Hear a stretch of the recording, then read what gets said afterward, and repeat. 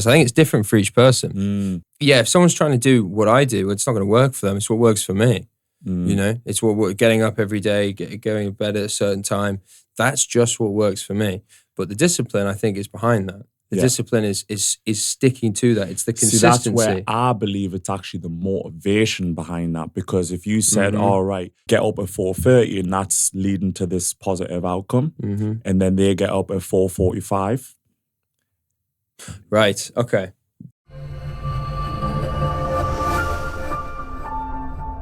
And I'm going to keep on saying it. Episode 4. Episode 4, bro. But yeah, we had a bit of a structure in mind, but we're just going to let it run. We're just going to let it rip. Obviously, we're going to touch on discipline. You had some questions loaded up for me and stuff, but yeah, we'll see how it goes. How you been? Good, bro. Honestly, I'm loving that we're podcasting. Feels good. Feels good. Genuinely, I was literally having a conversation with one of my very close friends, Damien, about how much you can actually get out of doing something like this. Obviously, yes, it's like I'm having an insightful conversation with people that I get along with, people on the same wavelength as me, but it's very therapeutic. Yeah, for me right now. That's the main component of it. It's a self-development thing. It's sort of seeing where it goes, seeing the people I meet. Well, that's a big thing. Is the conversations that I have with people that I see day to day now, whether it's in work, personal, family. It's changed the conversations I have with them. Absolutely, it's got them thinking a different way. It's got them seeing different sides. Yeah. Well, this is it. People see a different side of you. That's the power in it, because in the day to free flowing conversation. There's less rules. It's not like when you're creating content and you sat in front of the camera. Sometimes it's even scripted a little bit, and you just feel a lot more rigid. Whereas this is quite literally just a conversation being captured. 100%. It's definitely better than my old Saturdays. That's for sure. Yeah, man. But yeah, cool. Right. What about yourself, all? What, my week? Yeah, man. Man, my week's been pretty good. Actually, well, do you know what's been good? It's been stressful. Work's stressful. It's just end of month, busy. But other than that, a lot of growth. I feel like for the last 6 months for me, it's been sort of, I'll go into a growth phase, I'll plateau. Growth phase, plateau. And I feel like I'm in a growth phase, which means I'm uncomfortable. Yeah. But that just means you're building more and more momentum. Without a doubt. It just means you're building more and more momentum. But it's been good. It's been good. My circle's a lot smaller now, so I'm picking and choosing my times and what I do. It was good. We had some good sessions in the gym. Yeah, man. Yeah, we've been training hard. We have. 100%. Just need to get daps. Catch up. Daps getting on the creatine. Yo, I'm going to get on that creatine. I was just going to ask you as well about the thing you're putting into your body. Do you want to tell everyone? Yesterday was day 1 of TRT. Let's fucking go. But yeah. Big transition, but without a doubt, it's good. Well, yeah. Discipline. Yeah. So I think one of the areas for me personally that I didn't understand and still don't, and it's an area that you've pretty much consistently, whether I've taken it in, which probably in the past, most time I didn't, whether I was willing to take it in is a different thing, but did I take the information in? Probably not. So I'm going to take a lot out of this as well. Is what is the connection between discipline and your own self-development? Do you know, I was literally just saying off camera how much I love talking about discipline, because I think it's just such a misunderstood topic, concept, however you want to put it. It's massively misunderstood. There's a huge tie. Any way you look at it, discipline plays a very important role when it comes to executing against your fullest potential. Because really, what is discipline when we think of it? It's doing the stuff that you need to do when you don't particularly feel like it. And that concept in and of itself will always play a role, because at the end of the day, the world that we live in, it thrives on high performance. It thrives on high performance. What What do you mean by that? So every industry plays some sort of role. Yep. From music, Mm-hmm. art, theatre, sports. So you're saying high growth industries or the high performers within those industries? High growth industries that are responsible for a lot of where our attention goes, I suppose you could say. Mm-hmm. Behind the scenes is a whole bunch of high performing individuals doing what they need to do when they don't particularly feel like it to allow that industry to flourish to some degree.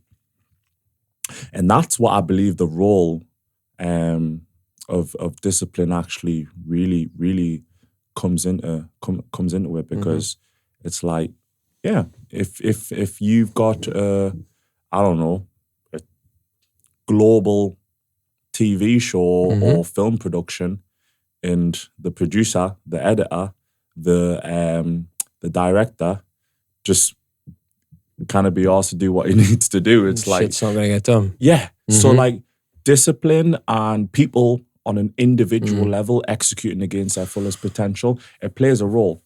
But on that, I think, because what you were saying before on discipline, which I've just about got my head around, I think, but we'll see.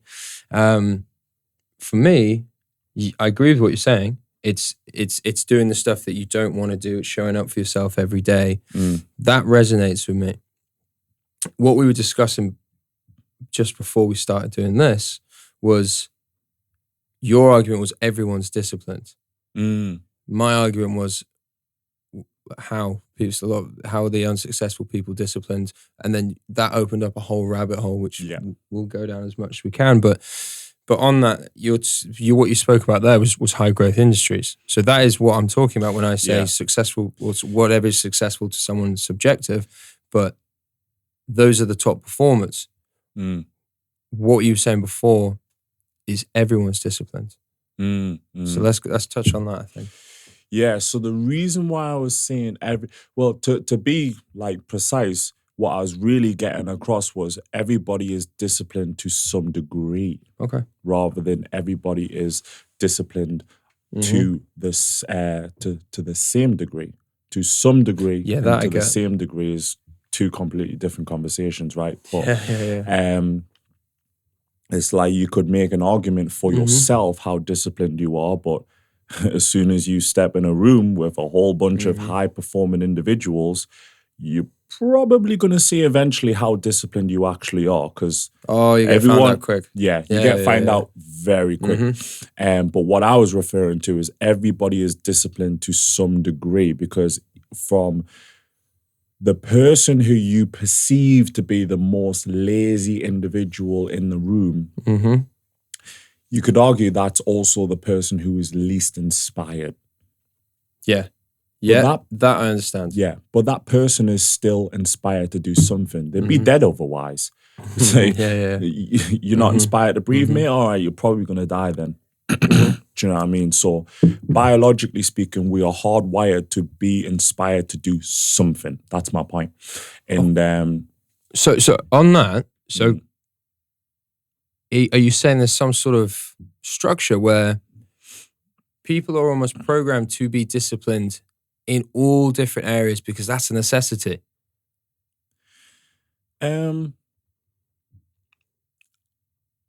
That's a good question, to be fair, because I think if you were to say, what do you mean by the question? So if you're going off the notion that someone who, like you say, is the least inspired person in the room, or someone is maybe who is disciplined at what someone else would, that they would perceive it to be, well, that's not success to me, because success is completely subjective. But are you saying that we need those people? We need people to be disciplined in all these different areas? Exactly, because then you're appreciating somebody else's interests. It's like somebody starts the gym. Daps is a great example of this, because Daps is by a musician by trait, but he came to me and he said, "Oh, Michael, I want to get back in the gym, get back in my into the swing of things, get in my routine, get in the best shape that I can. That is a form of discipline that is no different to all of the things that he would have had to do at some point on his journey as a musician. But now it's just in a different category. Yep. But if I turn around and say, "Oh, Daps, you're not a disciplined individual," that's literally it's false. It's not a true testament of Daps's specific capabilities as a human being, because he's proven that he is disciplined as a musician. And I'm using Daps as an example, but it's a good example, right? Because in a different scenario, getting in the best shape possible, it still will require some level of discipline. Might have to say no to a few donuts. Might have to say yes to a few things. Might have to say no to a few things. But it was the same journey that you were on as a musician. Yeah, well, that I get. I think that makes sense. See, for me, discipline is showing up for yourself every day. I think that it's commonly said, but it's doing the stuff you don't want to do, and it's doing that consistently. For me, it's good. And this is where for me spirituality comes into it, because for me that's just the plane I'm on right now, where my higher power is in line with me every day, and it keeps me in check. And that's for me how I remain disciplined, because I know, and this is where I have a different view to when you're talking about discipline. In some respects, I get what you're saying, but I think for me it's different. It's because I feel without my connection to my higher power, I am not as disciplined. But it's because we're looking at it from a different angle, I know.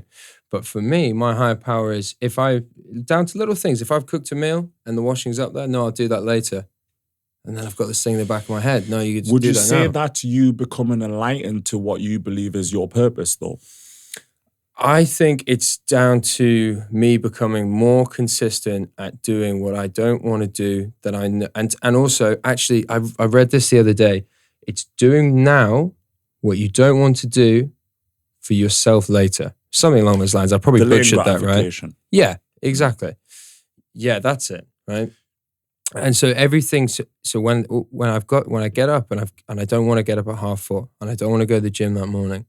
When I think about myself when I'm leaving that gym class and how I feel, how my dopamine's through the roof, and I feel great.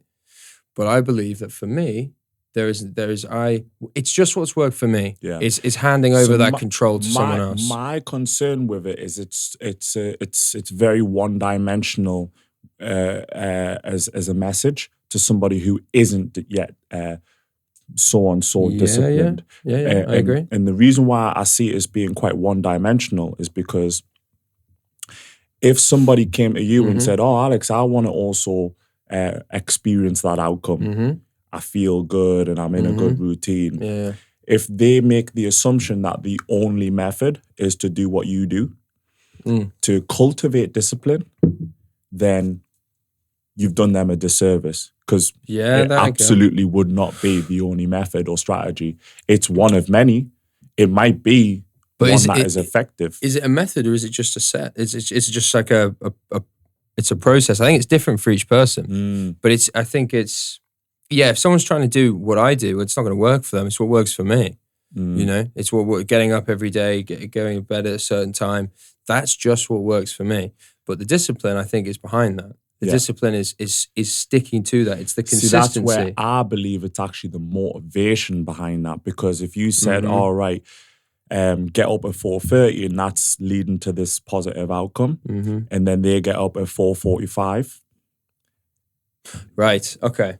Yes. That's a good point. Right? So it's like the motivation behind getting up early is where the power lies, not getting up at 4:30. Because if you're getting up at 4:35, it doesn't then mean you're not disciplined. No, that's a good point. You have to, because I made that, when I started on the journey that I'm on, that was a problem I faced at the beginning, which was being too rigid with it. Yeah.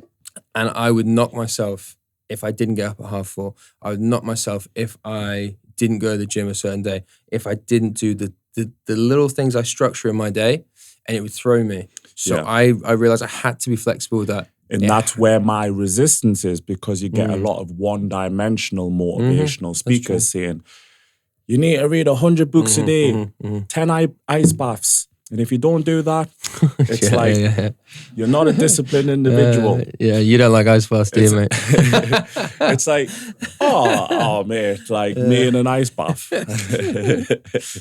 That'll be a big bath. I'll be out in a second, but you get my point. It's what's worked for them being enforced onto other people in the hope that it'll also work for those individuals. And it might.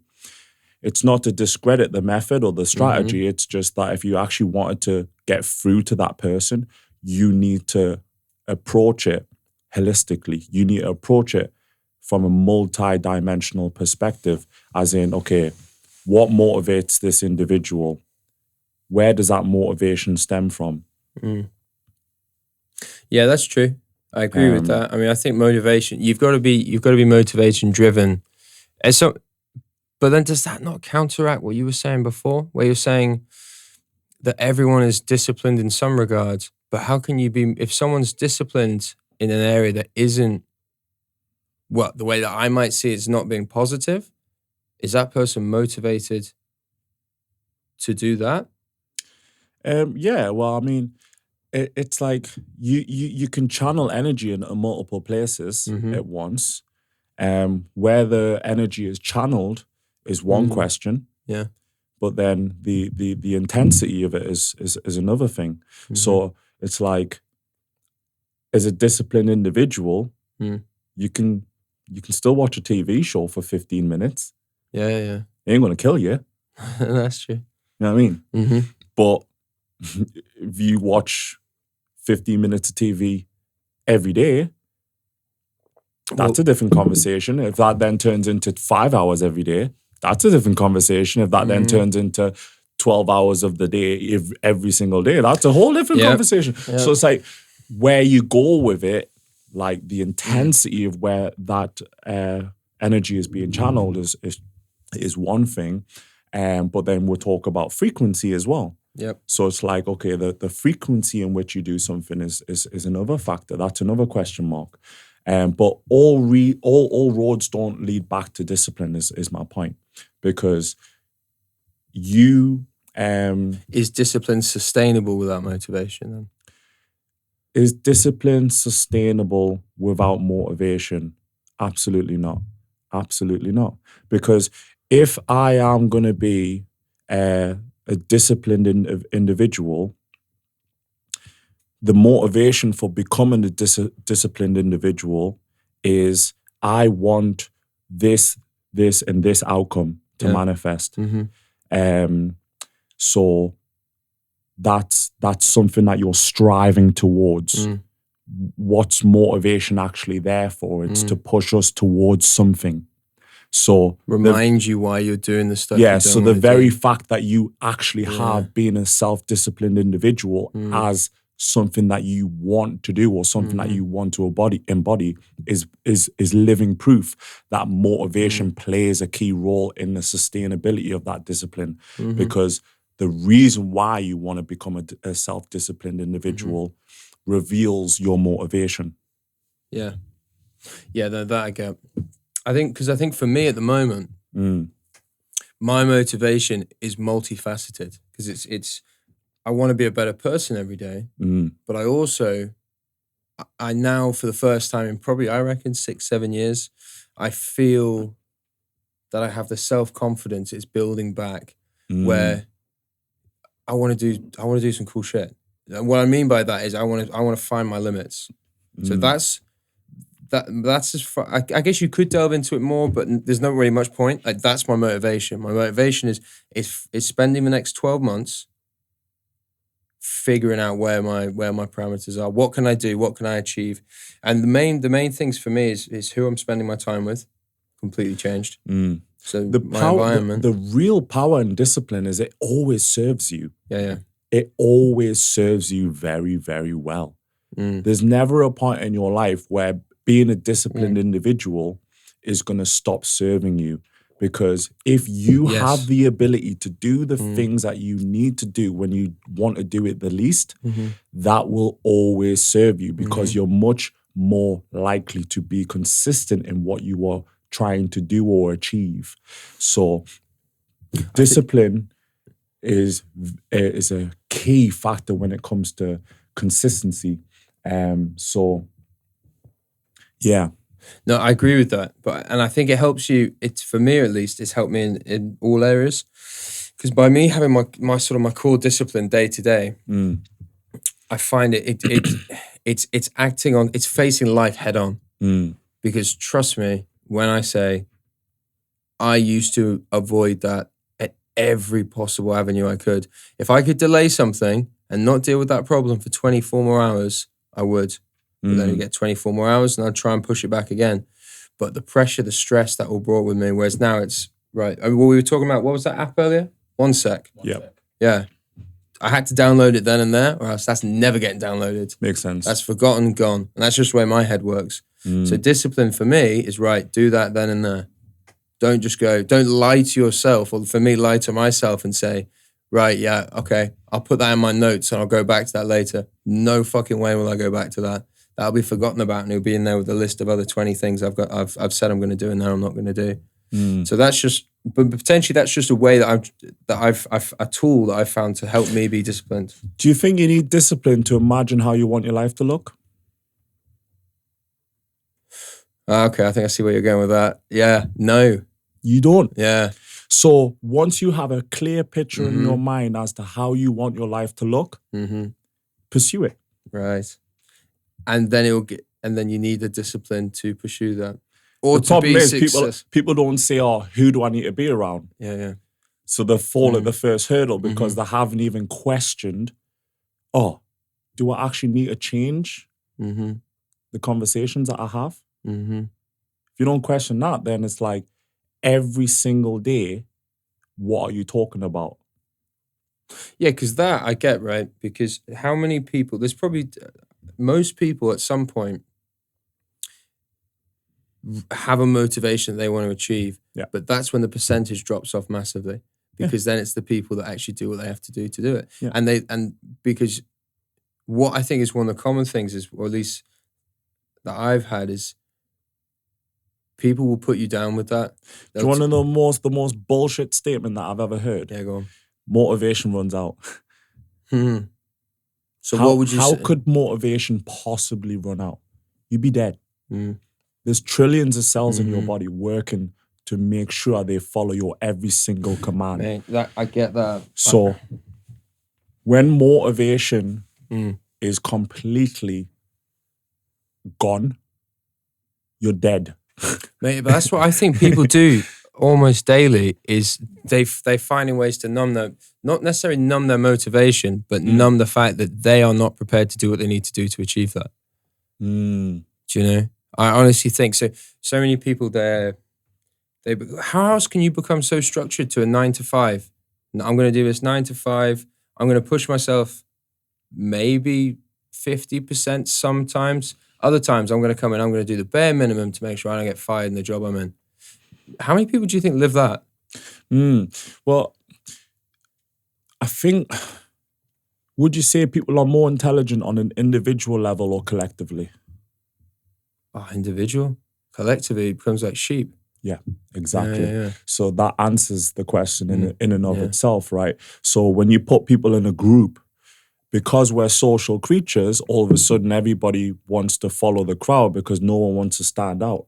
So it's the people who have the audacity. Yeah. It's people who have the audacity to stand out, who end up thinking for themselves.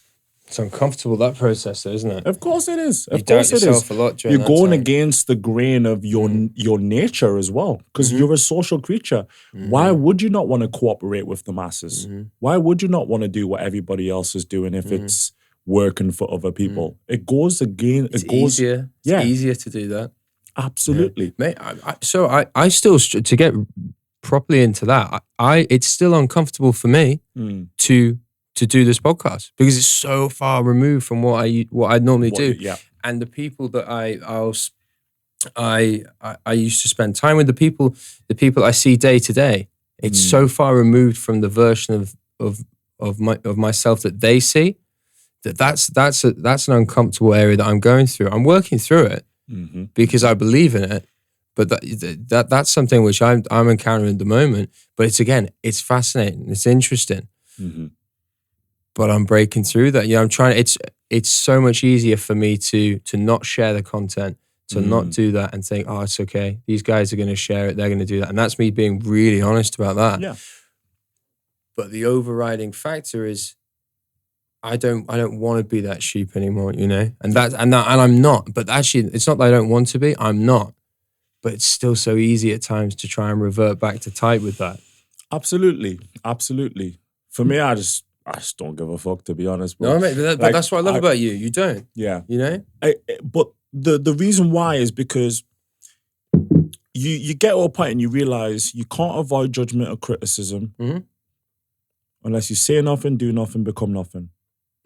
By the way, also on that point, the reality is none of those people give a fuck.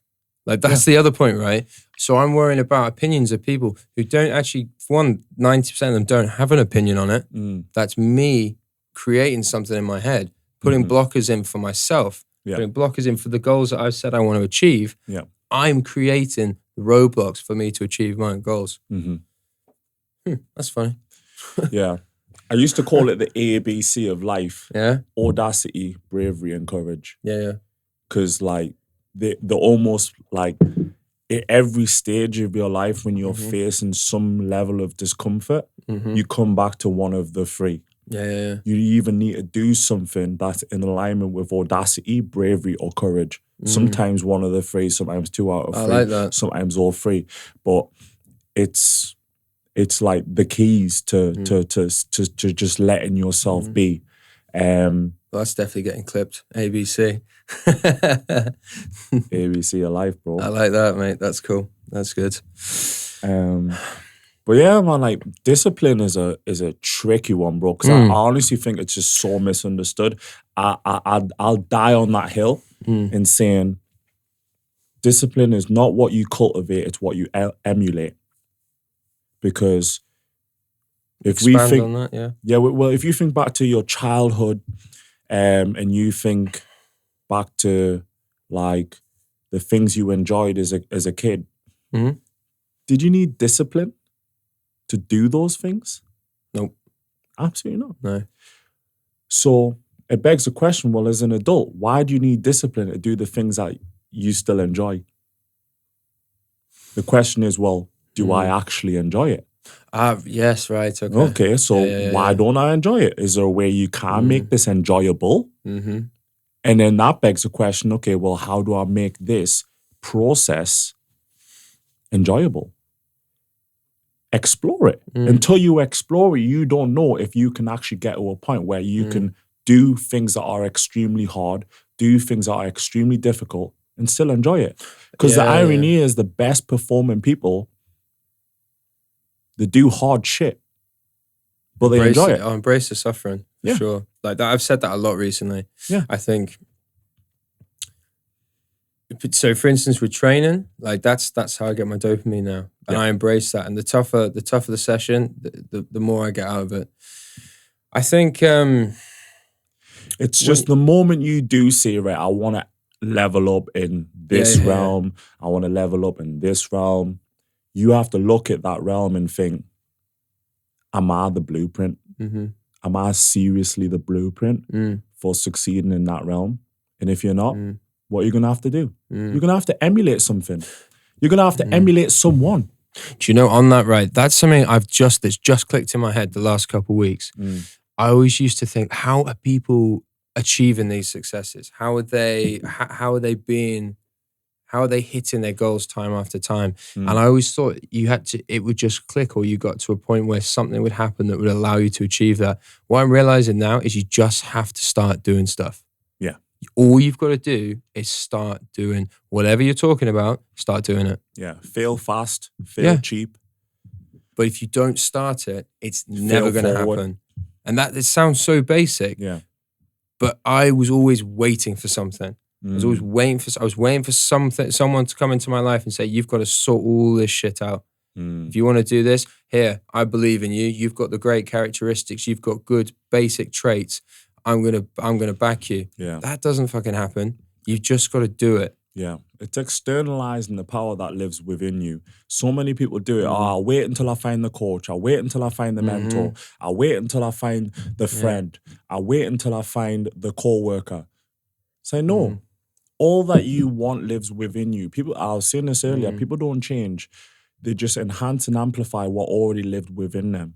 Yep. It's just the people the people who don't recognize that never embody the success that is waiting for them because they never embody the idea that lives within them and it's not just external somewhere. It's like dangling a carrot in front of yourself for the rest of your life to externalize the power that lives within you. Yeah.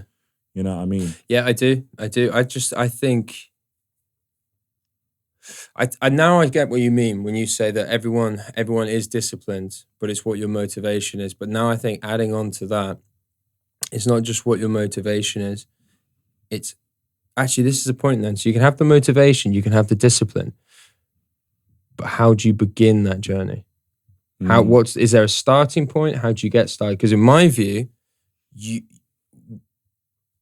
what we're doing in real time now is we're just doing it. We're figuring out as we go. It's getting better each time. Yeah. And that process is wicked. But all I know how to do now is just fucking do it. Yeah. That's all I know. That's the only way I know how to do it, whether it's any aspects of my life. Well, again, coming back to when you were younger, you make a decision, you make a mess. Yeah. You make a decision, you make a mess. That's how we learn as human beings. It's the most natural way. It's true. It's like, you crawl, you stumble, you crawl, you stumble. And you just, one day, it's like, you've crawled and you've stumbled that much. It's now, walking, clocked it. Do you know what I mean? It's true. So you make a decision, and then you make a mess. And then you look at the mess and you're like, could have done that differently, could have approached this differently. Yeah.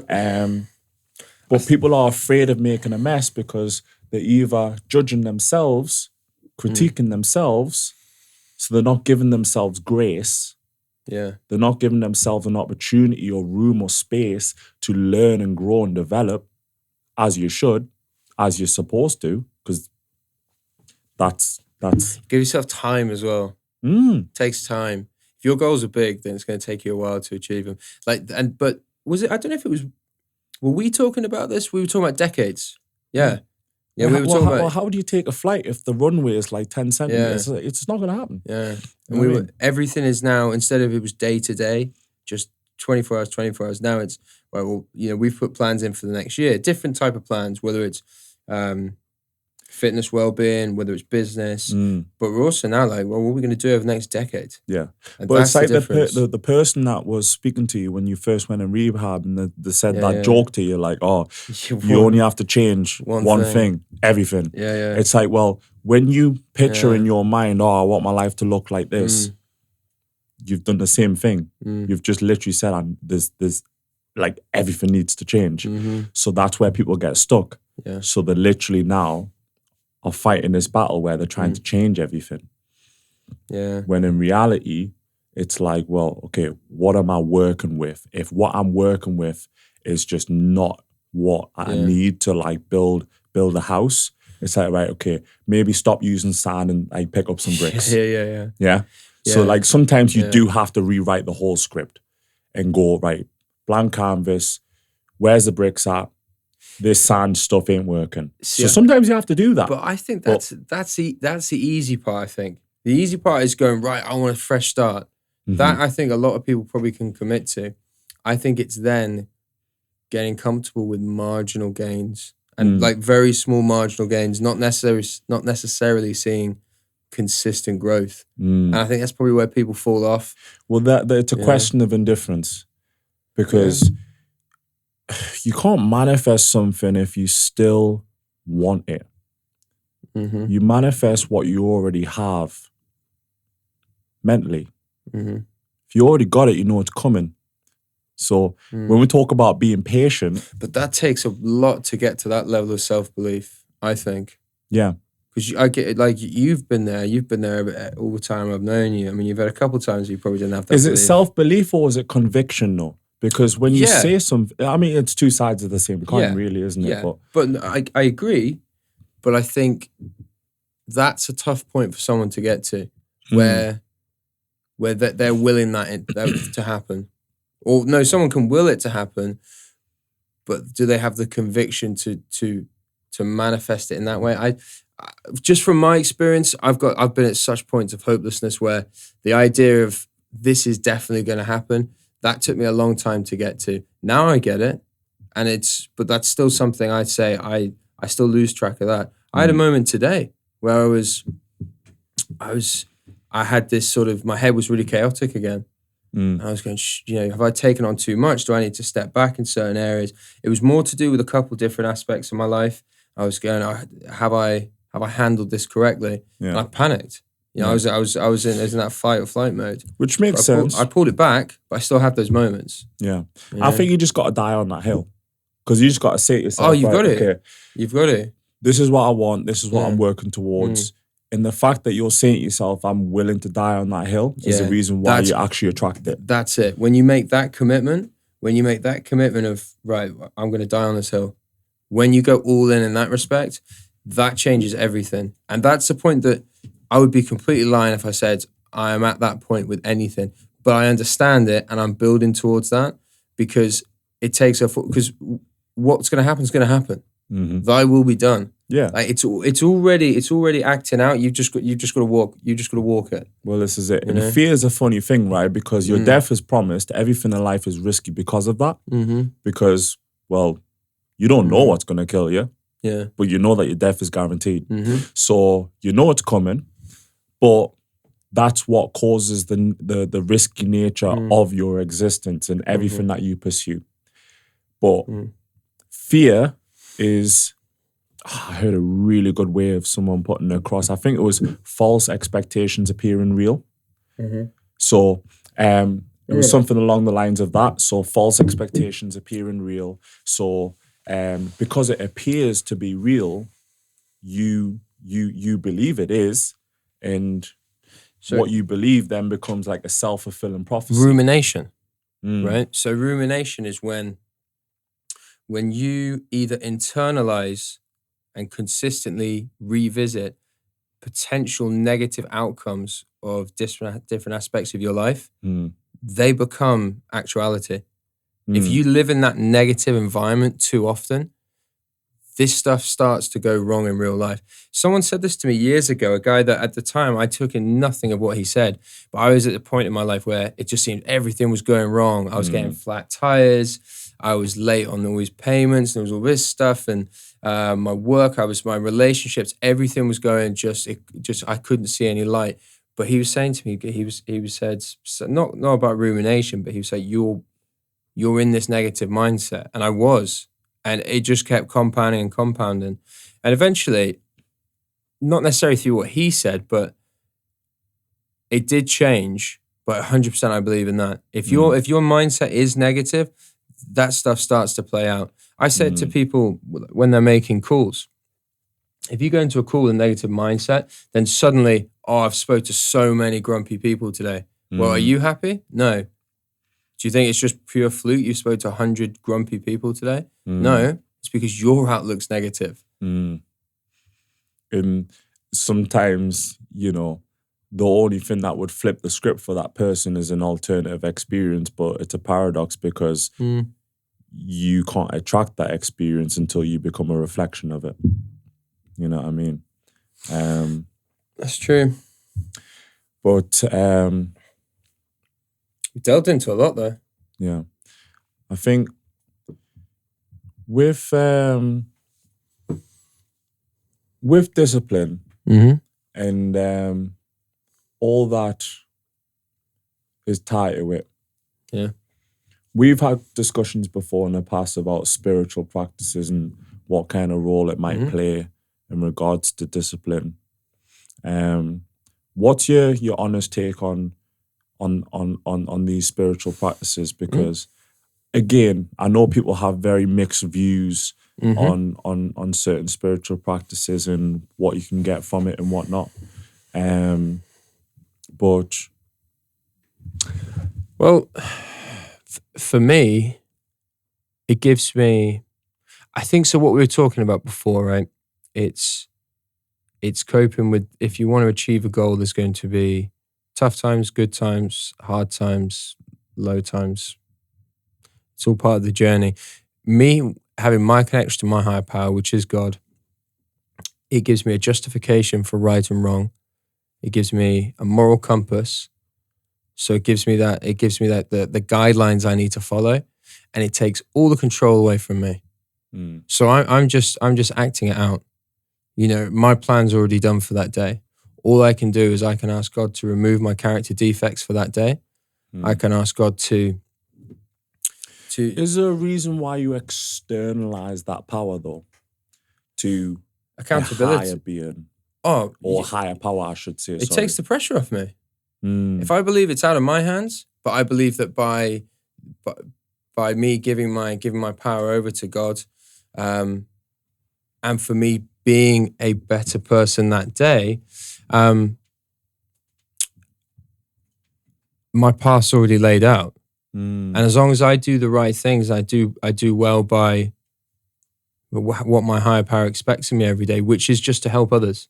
That's all in my eyes. That's all he expects of me, is to help others. This higher power, do you believe it lives within you, or is it externalized? Oh, it's externalized. Okay. No, it doesn't live within me. I'm a foot soldier. You know, I'm a foot soldier for God, and he by me giving myself over to him and all I ask in return is he helps give me guidance through that day. What would happen if he did live within you? That's interesting. In what way? What if you were a god over your own life?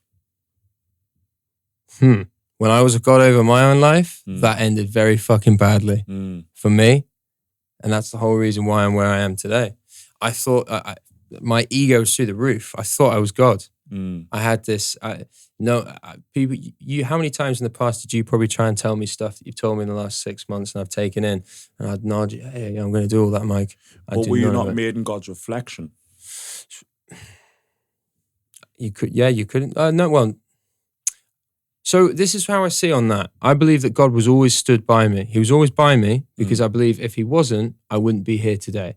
Because I got myself into situations that I had no right to make it out of. Was he stood by you or stood within you?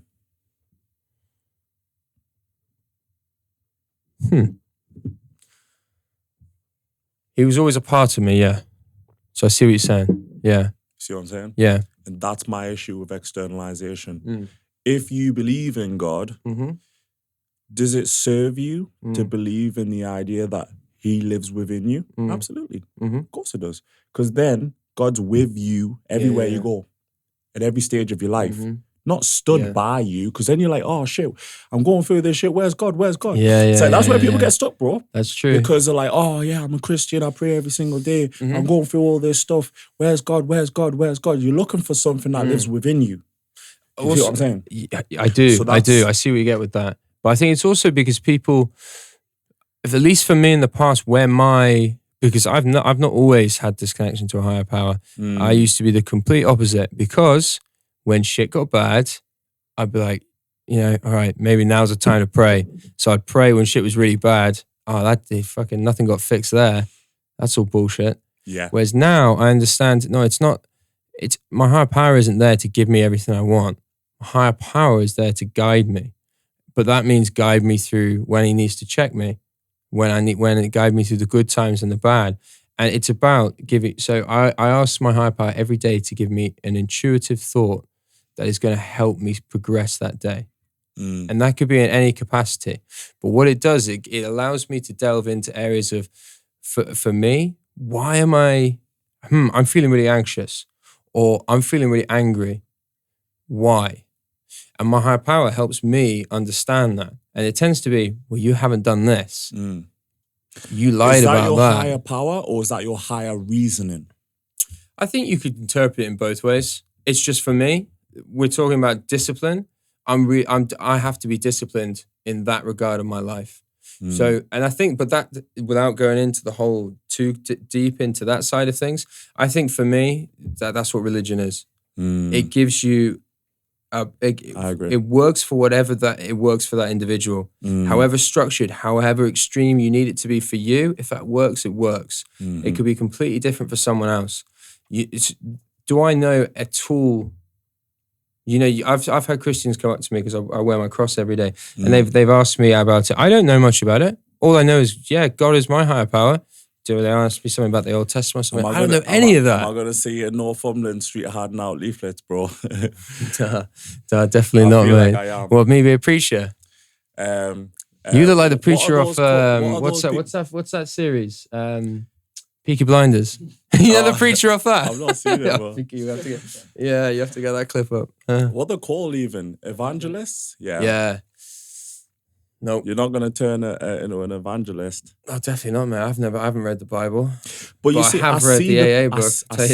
I see the role that religion plays. My concern is religious indoctrination. Yeah, I mean, I don't agree with any of that. To break it down, how it was for me is when I was really hopeless and I was in my addiction, I got fascinated by the parallel between successful people who were coming out of, let's say, prison, and there was a common theme that a lot of the ones who came out of prison recovered, or a lot of successful people, whether we're talking about actors, entrepreneurs, athletes. Most of these, if you reel off 5 top athletes, I guarantee 4 of them are religious. If you reel off 5 big actors right now or musicians, 4 of them will be religious. It gives it. You can interpret it however you want, and I think I agree with you. That's where people go wrong, when they push it on you and it becomes very extreme. For me, that's the whole opposite. But if you interpret it in a way that, right, this is my moral compass. Yeah. At least that's how I interpret it. My point is very basic. That's most people's downfall, because they don't know how to stop themselves from being indoctrinated by anything. How do you stop yourself from being indoctrinated by something?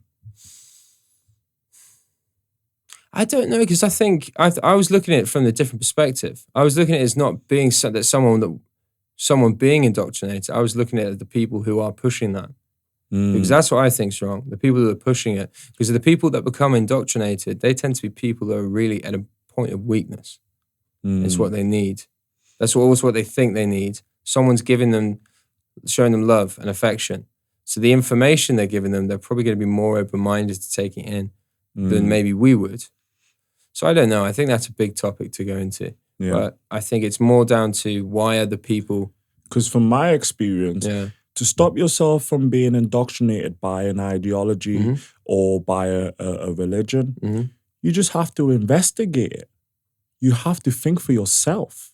Yeah. You have to take everything that you've learned about that religion, about that scripture, about that ideology, and you have to investigate what your true beliefs are in regards to that specific thing.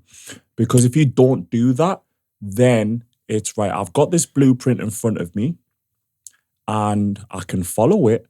I can follow it blindly. I can encourage other people to follow it. But what if it was leading you astray? Remember, there's so many different forms of religions. Oh, yeah. Do you know what I mean? And not every religion serves an individual the same way the last one does. As in, somebody could genuinely believe... in something that is just no longer serving them. It's no longer serving them to believe that. At that point, if you're not able to take yourself away from that belief system, it's no longer serving you. Yeah. But if you still believe in it, that is what... No, I get what you mean. That's what indoctrination can do. Yeah, I know. I agree with that. And it's a powerful force. Of course, because it's that's mass propaganda. I think when you're talking about exploring it, going into it, I don't think I really did it that much, but that was where I was at. I was hopeless. So it's one of the steps at the 12-step program.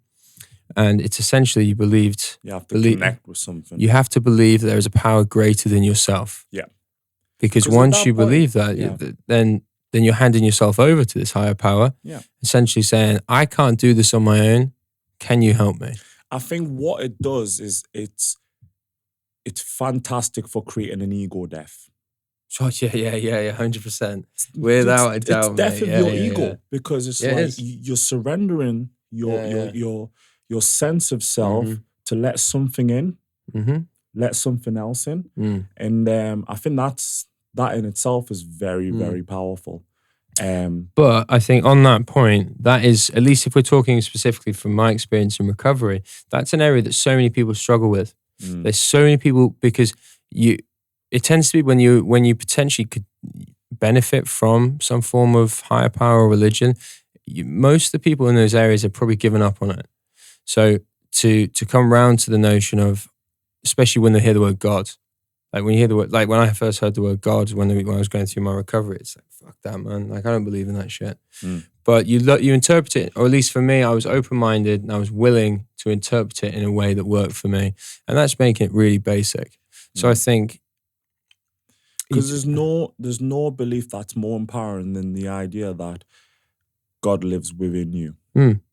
I've never heard of a belief that could possibly be more empowering than that. Your creator living within you. So what could I possibly believe in that would surpass that? No. Once you get to that point, I think you've got that belief. I think why people struggle with it is because they can't recreate themselves. No, I think it's handing over the control. I think that's one of the biggest things is handing. You think? Yeah, man. Handing over the control, because what you're effectively saying is, hey, look, you're going to now be the orchestrator for my life.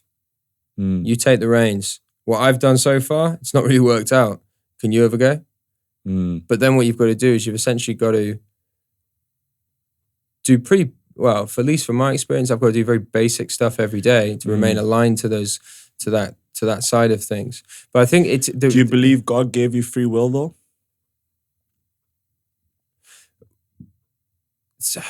That's a tricky one, because based on... Well, yes. I've always had free will, but does God give free will? Yes. But did he give me my initial free will? No, that was me. Right? But I understand what you're saying. But so I think who's that's God? So who's God? If he did give you free will, who's the God then?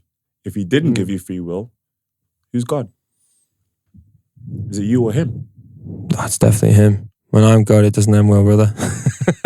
So this is my point. So it all just comes back to whatever you believe, right? Oh, it's all belief. That's all it is for me. All it is just it's belief. You believe in back to whatever you believe. If you believe in whatever you want, if it works for you, if it works for you. But if it doesn't work for you, realize it.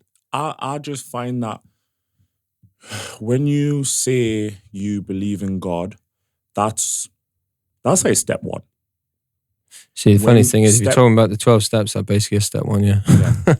If you were to say, I believe in God, it's like, all right, cool, great, step one. But step two is believing that God lives within you, because you don't go anywhere until you embody that belief. Yeah. Because then you're like going round in circles. I believe in God, bad things are happening. Why are they happening? God, where are you? It's like, he ain't gone nowhere. He's still within you, but you don't trust the process. Exactly. You don't trust the journey. Exactly. You don't trust him. You don't trust yourself. So how do you get back on a path where you feel in alignment with all that is waiting for you for the greater good? Well, you have to believe that God is not somewhere else, because then you spend all of your time and energy searching for him. So do you know what I mean? So rather than there's embracing the idea that he lives within you. There's something called the Serenity prayer, right? It's the main prayer of most recovery groups. And it's God grant me the wisdom to accept the things I cannot change, the courage to change things. Sorry, God grant me. Have I got that wrong? I'm on the spot here. No.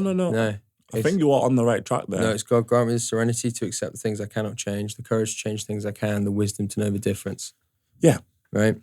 And that's, it's handing over that power, right? That's the key point. It's handing over that power to essentially say, look, just give me the guidance, give me the back end, and we'll go from there. Yeah. Absolutely. Love that, bro.